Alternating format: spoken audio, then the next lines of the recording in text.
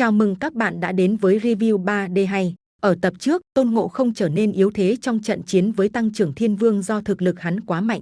Thấy tình hình như vậy, Bát Giới cùng Sa Tăng liền xông ra hợp lực giúp đỡ. Sau đó, hắn lại tung ra đòn Nam Thiên Tuyệt Nhật khiến Tôn Ngộ Không bị đánh bay và lao thẳng xuống mặt đất. Cứ tưởng đến đây là kết thúc thật rồi, nhưng 3 mũi băng ở đâu đến đâm thẳng vào ngực Tăng Trưởng Thiên Vương khiến gã bị trọng thương. Lúc này, gã phải gào ầm lên vì đòn tấn công kia quá mạnh, ai dám làm bị thương được bổn Thiên Vương, mau ra đây cho ta. Ở phía dưới, đám người Đường Tam Tạng cũng thất kinh và Ngạo Tuyết nhận thấy bóng người kia rất quen nhưng vẫn chưa nhớ ra được là ai. Âm thanh của người đã tạo ra đòn tấn công ấy vang lên, rất lâu về trước ta biết 3 tên, sau đó không có qua lại nữa. Thiên thần bây giờ có bản lãnh gì, ta cũng muốn tìm hiểu một chút. Ngao Tuyết bên dưới nghe được, kinh ngạc nói, chính là lão già đó, Cổ Long, lão ta quả nhiên vẫn sống. Lão già kia cũng nhanh chóng đáp lại, dĩ nhiên rồi, kể cả ngươi cũng có thể từ vực sâu trở lên, không lẽ làm khó được lão phu. Tăng Trưởng Thiên Vương vẫn tức giận vì đau đớn, hắn nói, là rồng à, lực áp bức này thật kinh khủng, không giống như bình thường, gặp được đối thủ thế này quả là đáng bất ngờ,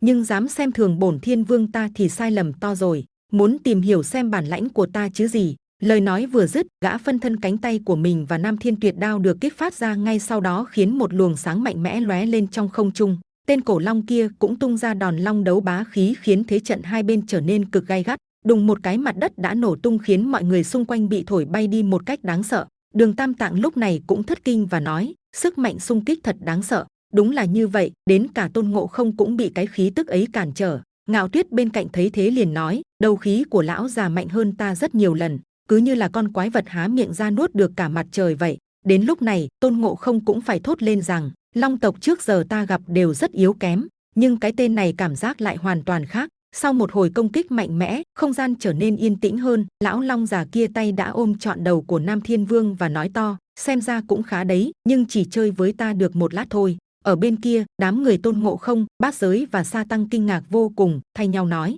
tạm biệt nhé. Ám ảnh Nam Thiên Vương. Nam Thiên Vương bị lấy mạng rồi sao? Đây là tin tốt mà. Đường Tam Tạng thấy vậy liền nhắc, Nam Thiên Vương không còn, nhưng Cổ Long mới đến còn khó đỡ hơn, tình hình ngày càng nguy hiểm. Ở phía đối diện, Cổ Long ra tay xong với Tăng Trưởng Thiên Vương rồi quay ra cười lạnh nói, Ngạo Tuyết, đám người bọn ngươi đi Tây Thiên cực khổ quá nhỉ, nhưng mà sao lại có thêm vài tên nữa à, thật là kỳ lạ. Nhìn xem, lão phu đã giải quyết tên này dùm bọn ngươi, nên cảm tạ ta đi là vừa.